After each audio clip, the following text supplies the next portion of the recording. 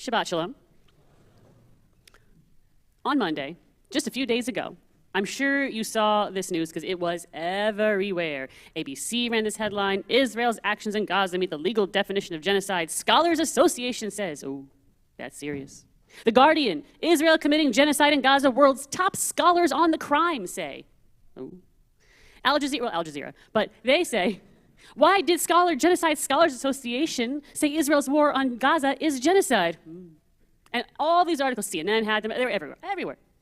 And they all went on to describe how the International Association of Genocide Scholars is a leading genocide scholars association, 86% of whom, that's a lot, voted for a resolution in favor of this resolution, declaring Israel's actions in Gaza to be genocide. The Guardian quoted the IAGS president, saying that it was a definitive statement from experts in the field of genocide studies that what's going on the ground in Gaza, she said, is genocide. It's pretty damning stuff. And those headlines, all those news stories, they took off running on Monday. I saw an article sweep across all my news apps and then all my news feeds on social media I'm on, lots of reactions, lots of outrage. On Thursday, though, after a lot of the outrage died down, because there's always something new and shiny for people, but I noticed on Thursday, someone I know posted on social media. She posted something that I honestly found hard to believe. Something about this IAGS, this International Association of Genocide Scholars, this esteemed body of experts, so we were told by ABC and CNN and da-da-da-da-da. This group who issued such a weighty condemnation of the one sole, lone Jewish state. And this person I know who posted, she did something, and in doing so, found out something very damning about the IAGS. So damning, in fact, I found the whole thing hard to believe, so I thought, you know what? Let me see if I can replicate it. If I can do what she did, that's pretty bad. So I went to Google, typed in I was on my phone, International Association of Genocide Scholars, went to their site. There's a little blue button, top right hand of the site, and it says, join IAGS. So I clicked it. It takes you to a page. You have to say, how much are you able to pay? I thought, well, it's for the cause, so I did the cheapest one. It was $30. And I thought, at some point, I'm going to get stopped, right? They're going to stop and be like, who are you? Where are you from? Credentials. There's just a page with a form. Your name, email, city and country, geographic area of focus, topics of focus, and do I want any additional affiliation listed? I thought, there's no way. There's no way with just $30 and a credit card, I too could join these. It says it's long list. Academic scholars, human rights activists, policymakers, historians, blah, blah, blah. It goes on, this huge list, lots of professionals. I thought there's no way that I could just enter like any info and just join. So I scrolled to the top and it said name. I thought, I wrote Pal D. Schnauzer. Pal is the name of my 10-year-old Schnauzer mix. He's a rescue, he's cute. He is kind of mean, but I figured if he, broadly speaking, he probably is anti-genocide. So I thought, Pal. The D stands for dog, D. Schnauzer. And Houston, Texas, obviously, United States, here we go. Geographic area of interest, I thought Europe. He's a Schnauzer. And then this is not an option, you have to write a bio. And I was like, oh, okay. So I wrote, against genocide, except squirrels. Pro-squirrel genocide, but anti-genocide for everyone else. I'm clicking through, and I keep thinking at some point they're going to stop me. I really can't get away with this. This couldn't be possible. This is the IAGS. They're international. They're scholars. There must be, I don't know why I thought this. There must be a process, right? They must be vetting these people. Surely this highly regarded body of scholars, so we've been told by the media, they must require some sort of proof to join, some sort of credentials. Nope. Just ask me for a credit card, $30, boom. Pal D. Schnauzer can join the ranks of what ABC called a global, interdisciplinary, nonpartisan organization. Hopefully they don't go to him for a quote from their next article. He's not the most verbose dog. As a Schnauzer, though, he does bark quite a lot, probably about squirrels. But at least the next time they have a vote on who's committing crimes, I can vote on his behalf. And it'll count, too. It might even make the news, because apparently news organizations don't check their sources. Now, if you were hoping to become a member of the IAGS, or maybe your pet was, unfortunately, between then, when I did this, on Thursday, and now, that part of the website has been shut down. Can't imagine why. You can't even search to see who was a member of this organization. But don't worry, I've seen plenty of profiles. And these, by the way, existed even before this information was found out. Because it turns out $30 is enough to get you into their ranks. Cookie Monster is a member. Cookie Monster. The Emperor Palpatine from Star Wars. His city-state is listed as Naboo. And his affiliation is Sith Without Borders. I can't make this up. I'm not that clever. This one's not a shock if you really think about it. Adolf Hitler is a member. which is a shock in the sense that he's dead. But in terms of being an expert on genocide,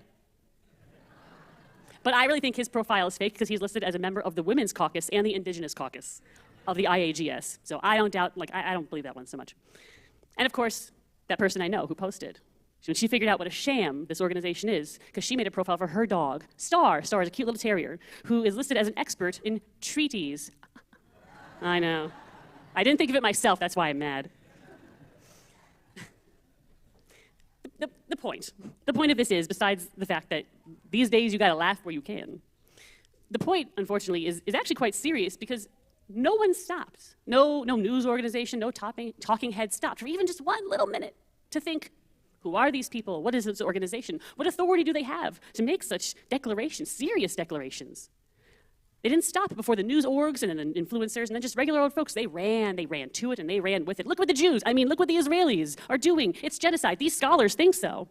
Never mind this body of scholars you can buy your way onto for $30 in a credit card. Fictional movie characters and stuffed animals could be a part of this organization. They ran with misinformation and a lie. And that lie and that misinformation will hurt people. I'm not up here saying that what's happening in Gaza isn't a tragedy because it is. And the Israelis I know think so too.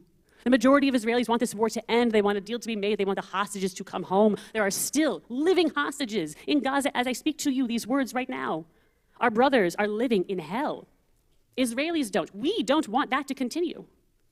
And any Jew, any person of conscience, considers the spilling of innocent blood, the suffering of children, non-combatants, even among people who wish for your death, to be tragic. It's abhorrent. No child should starve, no child should suffer, whether ours or the children of those who declare themselves to be our enemies. It's abhorrent. I'm up here saying that when you spill misinformation and lies into a bullhorn, it is dangerous. How many synagogues will be firebombed, Jewish neighborhoods leafleted with Nazi posters, Jewish businesses spray-painted with anti-Semitic messages? How much of that has to happen for people to realize that those who claim to hate Israel will take out their anger on Jews everywhere?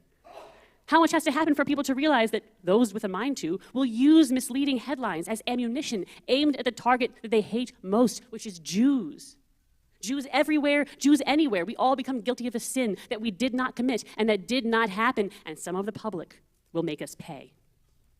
I could so easily stand here and recount for you many of the various anti-Semitic incidents that happened just this week all over the world, not in Israel. A Jewish child in Belgium, they went to the doctor. The visit summary, the doctor wrote, medical problem, Jewish, Israel. A young man in Santa Monica was beaten by a crowd of pro-Palestine protesters. After what? They heard him speaking Hebrew to his friend.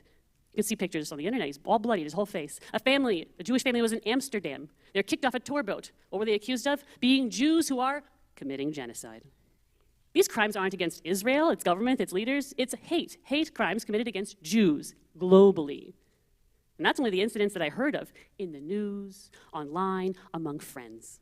When lies and misinformation are amplified, at stake are people's lives. And those who amplify them are responsible for what happens. There is a reason the Torah teaches us this week, Ki tivnei bayit chadash. When you build a new house, you have to build a railing around your roof. You think, well, that's weird. Why does the Torah care about the finer points of architecture? It doesn't. It says, so you don't bring blood guilt on your house if anyone should fall from it. And the rabbis, they latch onto that. They say this is bigger than houses. It means that you cannot allow a hazardous situation to happen under your auspices. You are responsible for what happens in your house, literally and figuratively. I hope all this silliness with the IAGS gives us pause. Gives pause to the news organizations when they cite, and what sources they cite, when they make such damning claims. I hope they think twice.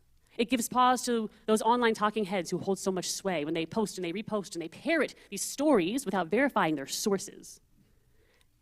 And frankly, it gives all of us pause to consider when people talk to us and declare themselves to be experts. It prompts us to perhaps ask, on what basis is this claim being made? What is their background?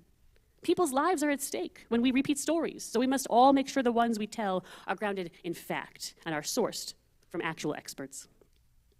Now, I think we should hurry this along because I have to go home and give a cup of kibble to my furry little genocide scholar. He's waiting for me. Shabbat shalom.